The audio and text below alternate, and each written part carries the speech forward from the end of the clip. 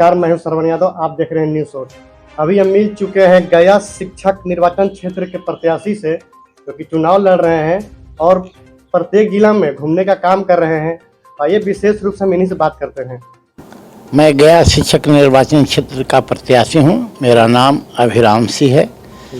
मैं यहाँ इस बार चुनाव एजुकेशन की स्थिति पर करने के लिए इस क्षेत्र में आज विधायक जी के आवास पर आया हूं और इनका जनसंपर्क अभियान के शिक्षकों से जनसंपर्क कर रहा हूं। उसके साथ ही उनके, चूँकि यह शिक्षा का केंद्र यह घराना रहा है यहाँ, और इस घराने से भी शिक्षा के ज्योति का आशीर्वाद लेने की, चूँकि यह कार्य बहुत लंबी है और संघर्ष बहुत लंबा है। साथ ही मैं अपना परिचय में विशेष रूप से, हम 30 ईयर से एजुकेशन फील्ड में काम कर रहा हूँ और जिस बगीचा को एजुकेशन को मैंने सजाया संभाला है, उसी ढंग से मेरा पहला उद्देश्य होगा कि हम अपने पूरे बिहार की बगीचा को उसी ढंग से सजाएं संवारें। जी सर, इसमें कितने जिले सम्मिलित होंगे सर? इसमें 8 जिला हैं।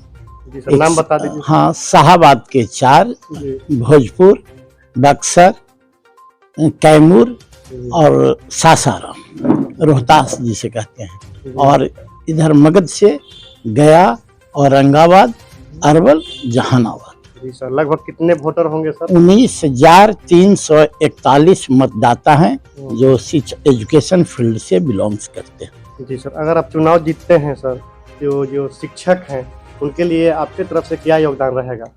सर्वप्रथम तो थोड़ा सा मैं आपको सुधार करना चाहता हूं कि शिक्षक हैं ही नहीं। जी सर। इसलिए नहीं शिक्षक हैं, यह बनावटी शिक्षक का पद है। जी जी सर। जो टीचर रियल में आप जिसके उच्चारण कर रहे हैं, शायद इक्का दुक्का बच गए हैं किसी हाई स्कूल में। सभी जगह पोस्ट सृजित करके नियुक्ति होती है और यहाँ जो सृजित पोस्ट बहुत लंबे अरसे से था, वो अब टीचर रिटायर करते हैं तो पोस्ट भी रिटायर करते हैं। शायद ऐसा जनप्रतिनिधि भी होते हैं कि यदि जनप्रतिनिधि हारते हैं तो पद भी समाप्त हो जाता, तो कैसा विडंबना होता। इसलिए शिक्षक के साथ अन्याय है, यह झांसा है कि टीचर, अब शब्द आता है, आप लोग डेली सुनते हैं पेपर में। एक साथ हम लोग बचपन से आते हैं कि टीचर होते हैं, हमारे गुरु हैं, और आज हैं नियोजित शिक्षक, अतिथि शिक्षक, वित्त रहित शिक्षक। अब बताइए, वित्त रहित शिक्षक कैसे हो सकता है? हमारी मांग एक ही रहेगी सरकार से कि हमें कुछ नहीं आपसे चाहिए। मेरे बिहार के लिए एक एजुकेशन पॉलिसी चाहिए जो हमारी पुराने टीचर की खोई हुई प्रतिष्ठा है, सम्मान है, और जो पुराना पद है उसको दे दीजिए एजुकेशन पॉलिसी में। उसमें टीचर ही शब्द होगा, चाहे वित्त रहित शब्द नहीं होगा, नियोजित और ये नहीं। उसी में हमारा PRT, TGT, PGT, ESI, EPF, group बीमा, पेंशन, सारे कुछ आ जाएगा। तो इसे जो सर शिक्षकों का अलग आरोप ये भी रहता है सर कि हम लोग को पढ़ाई से ज़्यादा अदर कामों में बिहार में व्यस्त कर दिया जाता है। कभी जाति जनगणना को लेकर, तो कभी अनेकों प्रकार का ऐसे काम है जो सारा काम जो आज के समय में शिक्षकों द्वारा ही करवाया जा रहा है। तो क्या इन कामों से भी सर उन्हें आप मुक्ति दिलवाइएगा?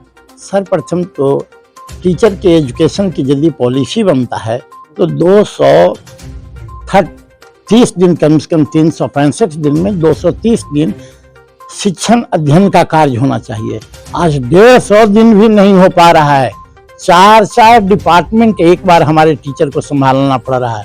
स्टैटिक्स डिपार्टमेंट जो आपका जाति गणना है, ये स्टैटिक्स डिपार्टमेंट के, सेंसस निर्वाचन का कार्य हमारे टीचर को है।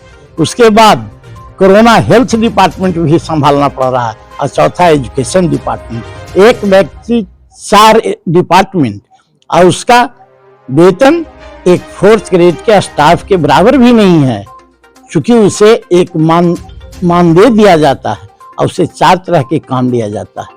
एक ही टेबल पर, एक ही सिलेबस, एक ही लेसन प्लान के तहत काम करना पड़ता है, और एक ही टेबल पर 3 प्रकार का वेतन दिया जाता है। टीचर की भावना कैसे कुंठित होता है, कैसे दर्द से कराहता है, उसमें तो आपको देखने के ही मौका नहीं मिला है। केरल जैसा छोटा सा राज्य, जो हमारा एक जमाने 1960-65 के दशक में बिहार एजुकेशन में हाई और आर्थिक स्थिति में भी ऊपर हुआ करता, तो यही बिहार कैसे आगे बढ़ सकता है। इसलिए किसी भी प्रदेश की भला तभी होगा जब वहाँ की एजुकेशन नंबर 1 पर होगा। उसी से मेरा एग्रीकल्चर, इंडस्ट्री और पलायन भी रुकेगा जब हमारा हक है।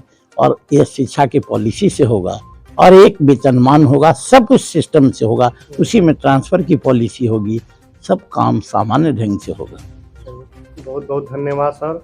अभी हम जुड़े हुए थे गया शिक्षण निर्वाचन क्षेत्र के प्रत्याशी से। इनका कहना है कि जो भी शिक्षकों का परेशानी है, एक वेतन में 4-4 काम करवाए जा रहे हैं, अगर हमें एक बार आप मौका देते हैं तो जो भी आपकी समस्याएं हैं मैं इसे बहुत ही मजबूती के साथ सरकार के समक्ष पेश करने का काम करूंगा। बहुत बहुत धन्यवाद।